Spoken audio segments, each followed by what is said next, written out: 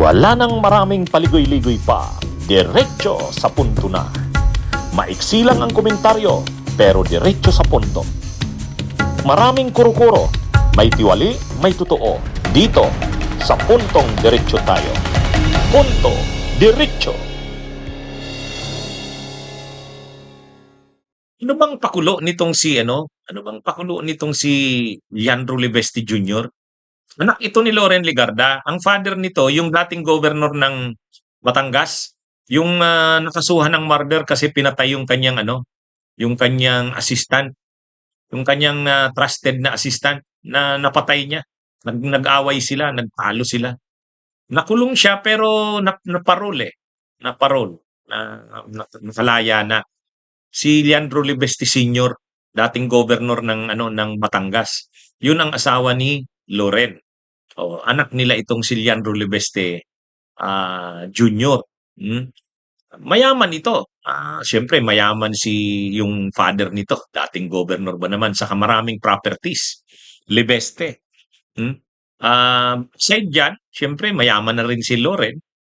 At meron din itong sariling negosyo, itong si Leandro Libeste, yung sa solar, Ngayon, pumasok siya sa politika, di siyempre pareho galing sa mga kilalang angkan, yung kanyang mother, senadora, yung kanyang father, dating governor, politiko rin ng Batangas. So ngayon, ano siya? Congressman. First district yata ito ng Batangas. Ngayon, ang pinaka nito, ang nagiging obsession nito, si Garjola. Si Garjola ay taga Batangas din. Pero bilyonaryo, super bilyonaryo, parang katulad rin nila Saldico at sa kanila Diskaya. Ito ang kinatawan ng party list na CWS, yung Construction Workers Solidarity. Yun na nga construction workers pero hindi naman construction worker yung representative, kundi kontraktor. Ito ay napakalaking kontraktor, itong si Garjola. Ano nga daw yata ito pangalawa kay Saldico. Lalo pa daw nito si Diskaya ito ni Garjola.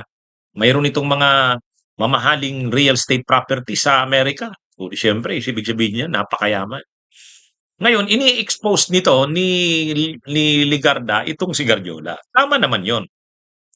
Tama naman na i-expose niya kung ito nga ay sangkot dito sa mga anomalya sa flood control na ito nga ay napakalaking kontraktor na katulad nila Diskaya, nila Saldico.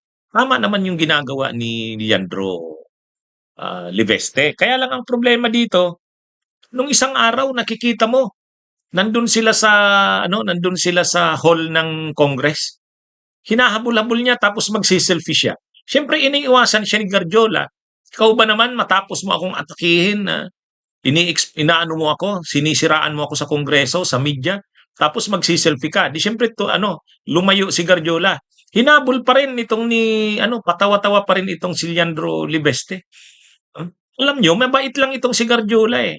Kung hindi, binastos na siya, baka sinampal pa siya. Hindi, sa totoo lang. Ano bang pakulo nito? Itong si Libeste, bakit niya kailangang habulin pa si Garjola?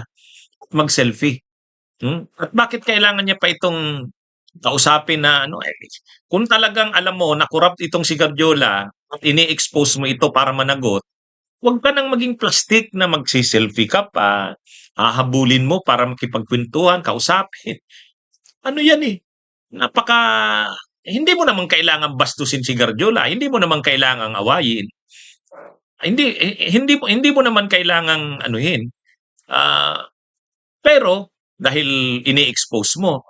Pero kung professional ka na kongresista, linalantad mo yung gawa ni Garjola, walang personalan. Pero hindi na yung may mga selfie ka pa, hinahabol niya pa si Garjola, patawa-tawa siya. Wala para din itong lumalabas, para din itong si Kiko Barsaga.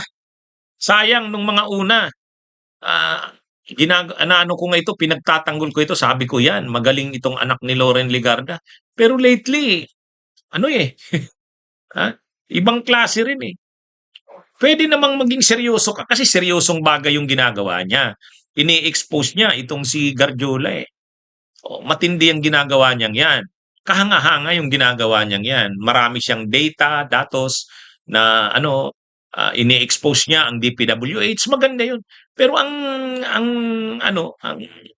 ang nakakadismaya lang dito kay Leandro Libeste, yung ano nga, yung ginagawa niya dun kay Guardiola. Hindi natin kinakampihan si Guardiola, ha. Sinasabi lang natin na ano ba siya, seryoso ba siya sa ginagawa niya? Na ini-expose niya ang korapsyon ni Guardiola, korapsyon ng DPWH. Kung seryoso ka, maging seryoso ka, hindi yung patawa-tawa, pa-selfie-selfie, tapos hinahabol niya pa si Guardiola. Oh, ano yan eh, ewan ko, ano bang nangyayari sa mga batang kongresistang ito? Ang matino lang talaga diyan ng mga batang kongresista yung sa Kabataan Party List. Si Raul Manuel noon, tapos itong si Rinico. Oh, si ano yan eh, ito, akala ko iba ito kay Kiko Barsaga. Eh, ngayon lumalabas parang pareho din sila. O tapos nung pinatawan ng suspension si Kiko Barsaga, isa ito sa mga bumoto laban sa ano, pagpataw ng suspension. Okay naman sana 'yon kung parang kung ang rason niya na sasabihin niya, bagamat na medyo nga nagbo-border na sa pagka-unethical yung ginagawa ni ano, ni Congressman Kiko, pero, ako'y boboto ng no dahil, gusto kong suportahan gusto kong pangalagaan yung karapatan ng mga kongresista, ng mga miyembro ng Kongreso na magsalita. Siguro ano lang, reprimand na lang pero 'wag suspension. Puwedeng gano'n. Pero hindi, eh. Ang sabi niya, bakit mas inuuna pa nating i-suspend si Congressman Kiko Barsaga kaysa sa kasuhan o panagutin itong mga kasamahan nating mga kongresista na korap o ang halimbawa niya si Garjola. Ano 'yan, medyo ano ito, sabi ko ibang klase rin pala itong anak ni Loren na ito. Tapos may isa pa 'yan, sinamahan niya si Loren Legarda doon sa Dolomite. Alam naman natin ang isang issue ni Loren Legarda dahil ano nga sa environment si Loren, ay yung Dolomite na 'yan. Naiimbestigahan nga 'yan kasi napakalaking gastos. Ano bang pakinabang niyan? Biglang sinamahan nito ni Leandro Libeste doon sa Dolomite. Tapos sabi niya, nag-post siya na nakumbinsi na niya daw ang kanyang mother, si Loren Legarda, na maganda ang ano, ang nagawa ng Dolomite project na 'yon ng DNR sa ilalim ni Duterte. Yung pala. Parang DDS yata ito, Parang DDS yata ito. Kaya pala nasira na yung mga ano, eh. Sayang nung paninindigan niya, ano? Sayang. Ah, anyway, pareho rin pala ito ni Kiko Barsaga. Nawala yung tiwala ko at ano dito, eh. Naalala niyo dati nagba-vlog ako, inaano ko 'yan, pinupuri ko yung ano niya, lalo na yung sinusuhulan siya, bina-bribe siya na hindi niya tinanggap. Sabi ko, "Magaling, magaling itong anak ni Loren." Kaya lang 'yan na nga, lately 'yan na yung mga pinaggagawa. Bunyog, bunyog, halikan na kasama ka. Bunyog, kapag buklod ay may pag-asa. Luzon, Visayas, Mindanao, isa ang pananaw. Sa bagong Pilipinas ang bunyog isisigaw. Bunyog.